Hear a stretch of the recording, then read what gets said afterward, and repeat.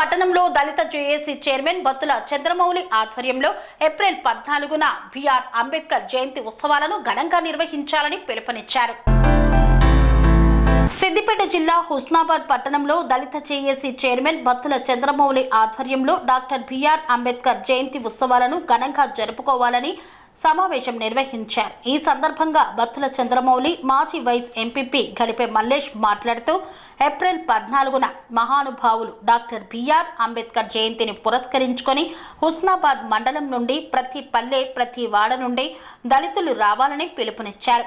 దళిత జాతికి అంబేద్కర్ ఆశించిన ఫలితాలు పూర్తి స్థాయిలో అందడం లేదని, దళిత జాతి ఐక్యంగా ఉంటేనే సాధించుకోవచ్చన్నారు. చంద్రమౌళి మాట్లాడుతూ దళితులంతా ఐక్యంగా ఉండి అంబేద్కర్ రాజ్యాంగాన్ని, అంబేద్కర్ మనకు ఇచ్చిన ఫలాలను ప్రభుత్వం నుండి సాధించుకోవచ్చని, అమలు చేసుకోవచ్చని పేర్కొన్నారు.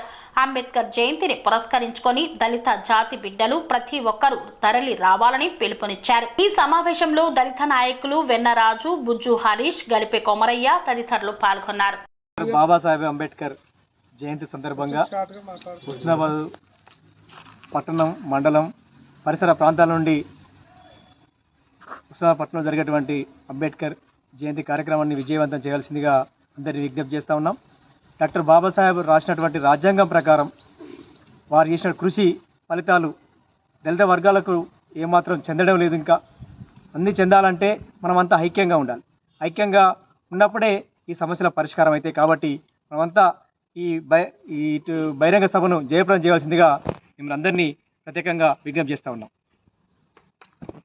ఈరోజు హుస్నాబాద్ పట్టణంలో ఏర్పాటు చేసినటువంటి అంబేద్కర్ ఐక్యవేద సమావేశానికి విచ్చేసినటువంటి పెద్దలందరికీ జై భీములు.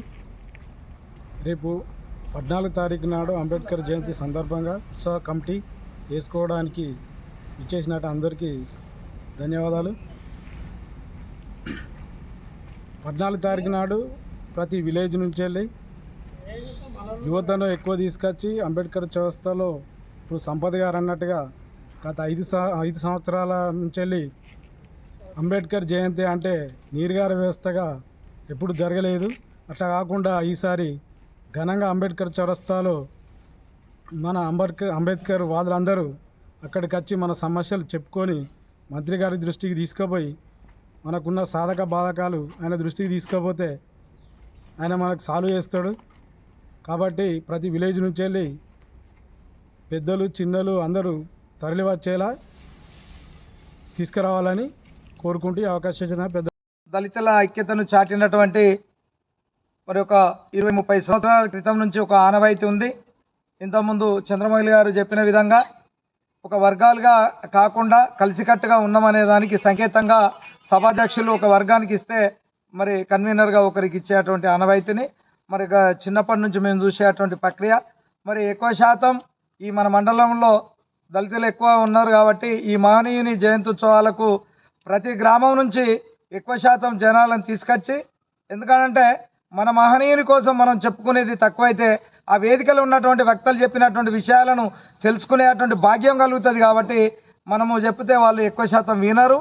ఈ వేదికను పురస్కరించుకొని అధికంగా జనాలను తీసుకువచ్చి మరి ఈ కార్యక్రమంలో పాల్పంచుకొని ఆ మహనీయునికి ఘనమైన నివాళులు అర్పించి ఆయన చేసినటువంటి హక్కులను మనం తెలుసుకునేటువంటి విషయాలు పరిపూర్ణంగా ఉంటాయి. కాబట్టి వాటి కోసం ఎక్కువ శాతం మనం జనాలను తీసుకొచ్చేటువంటి పరిస్థితిని తీసుకోవాలి. ప్రతి ఒక్కళ్ళను బాధ్యత తీసుకోవాల్సిందిగా కోరుకుంటూ ఈ కార్యక్రమంలో పాల్పంచుకున్న నా కుటుంబ సభ్యులందరికీ, అంబేద్కర్ వారసులకు పేరు పేరున ప్రతి ఒక్కరికి తెలియజేసుకుంటూ సెలవు తీసుకుంటూ 4వ జయంతి ఉత్సవాలను ప్రతి పల్లె నుంచి దళితులు మరి కదిలి రావాలి హుస్నాబాద్ పట్టణానికి.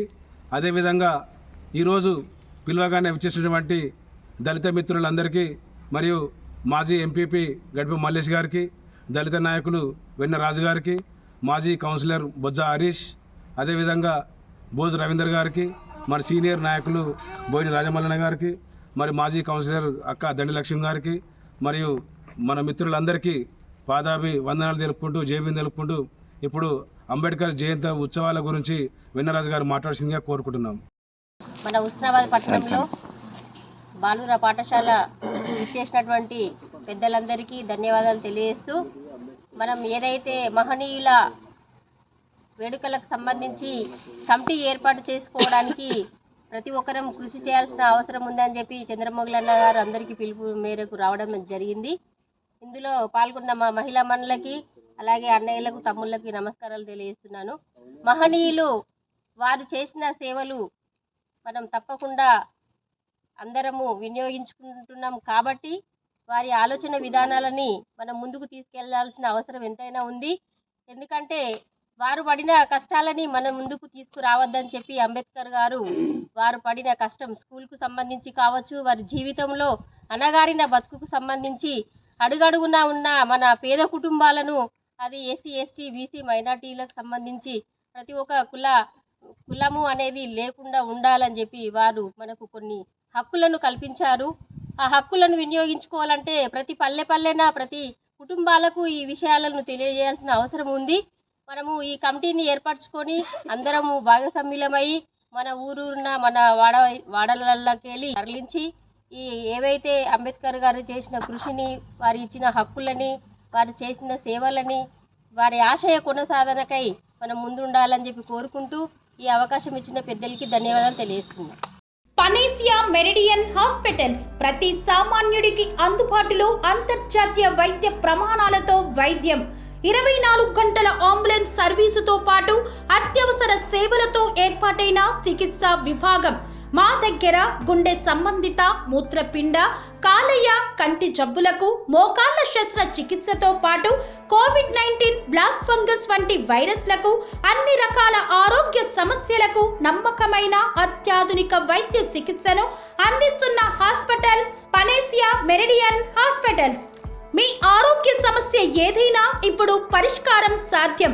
సంపూర్ణ ఆరోగ్యం కోసం సంప్రదించండి Panacea Meridian hospitals, opposite Bheeramguda కమాన్, RC Puram, Sangareddy district, pin code 502032. సంప్రదించాల్సిన ఫోన్ నెంబర్ 0845524177 మరియు 7893757770.